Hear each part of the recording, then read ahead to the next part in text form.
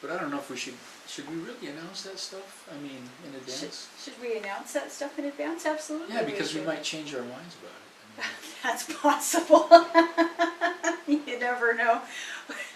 We keep changing our minds all the time about what we want to do. today is October 14th, 2017. And here we are.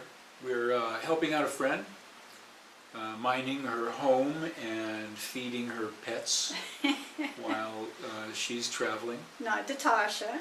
She'll be along any minute. There she goes. We're getting some work done on the boat. Moving forward, we almost completed the water maker installation, so we've got video of that for you right now. Right now? Right or now. soon? Yeah, well, in a few minutes. Quickly. Not much longer, actually, at all. The installation of the water maker.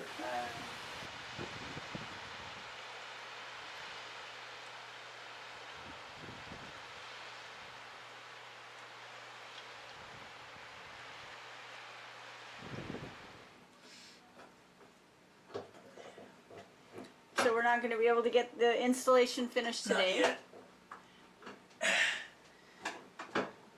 Went down to the local hardware store looking for a very important little piece. How did that break? Well, I had hoped to document the installation of the water maker today.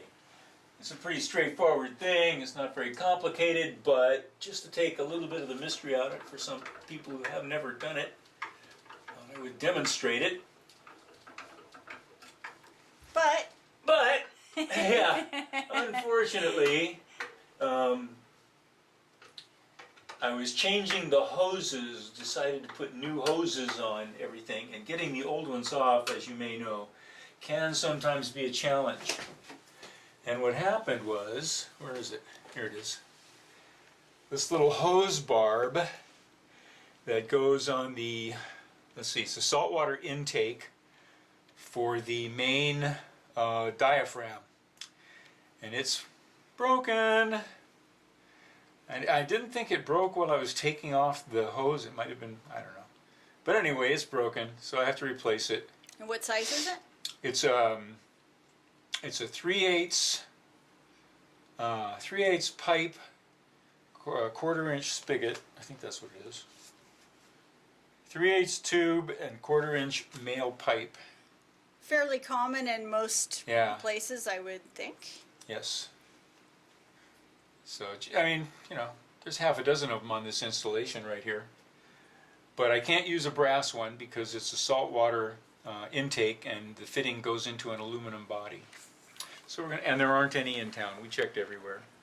So, what I'm going to do is order online. Probably have to buy a package of them. And explain to me again why you can't use the brass one? Electrolysis. It's a saltwater intake into the aluminum body, which is grounded to the pump. So there's already current running through it, and we don't want to have any problems with corrosion there. So that's why it's got to be plastic, and I can't find one the right size here in town. So let's just go ahead and show what we've done so far. What do you think, honey? Okay. So this is the seawater intake for the water maker, and I didn't make a new hole in the boat for that. This was already there. It was for a seawater intake for the sink. We just did away with the seawater spigot on the sink, and so this now goes to the water maker. Takes a 1/2-inch hose, goes through these holes here. You see the holes under the sink. You know, from here through, we'll get a new hose. And from there, it attaches to this filter. This is a pre-filter, a strainer actually. It just takes any large bits out of the water that's coming in from the sea. And then from there, we'll mount this, I don't know where we'll mount this, over here somewhere. and then it goes from there into this spigot here, and then through this filter, a fine filter, and then out. This is the outside. Through another hose, it'll go through down there into the diaphragm and pump. Okay, let's go look at the diaphragm and pump.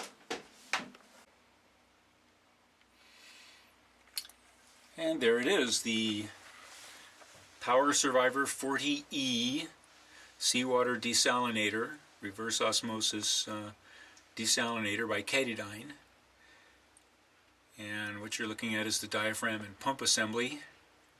It is bolted to the after side of the bulkhead, and directly opposite it is the filter assembly that we showed you.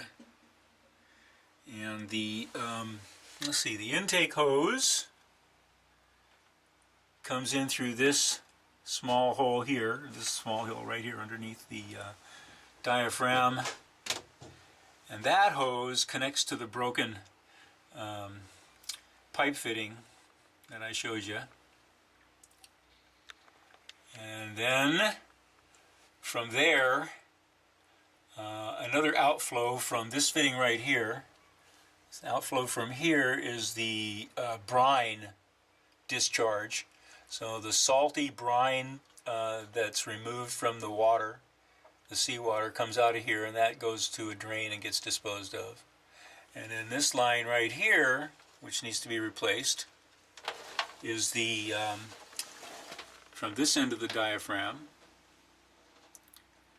This line from this end of the diaphragm here is the freshwater output line. You can see it's really tiny, it's just a 1/4 inch.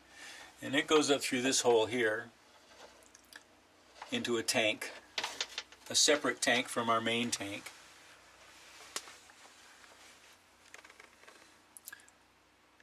That goes in, the output from the water maker goes into a small day tank, a 2.5 gallon day tank that's kept separate from our main tank.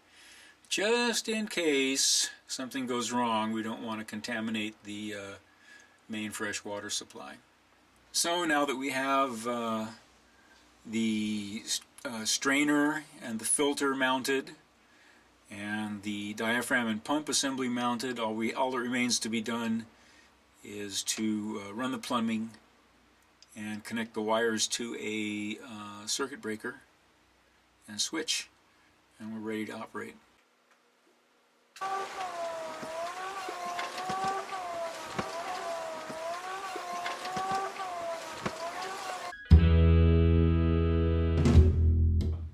To our patrons, we can't thank you enough. Without your support, we wouldn't be nearly this far along yet. So thank you, thank you, thank you, thank you very much. And thanks to everyone who watches these videos, because you're keeping us going, really, in more ways than one.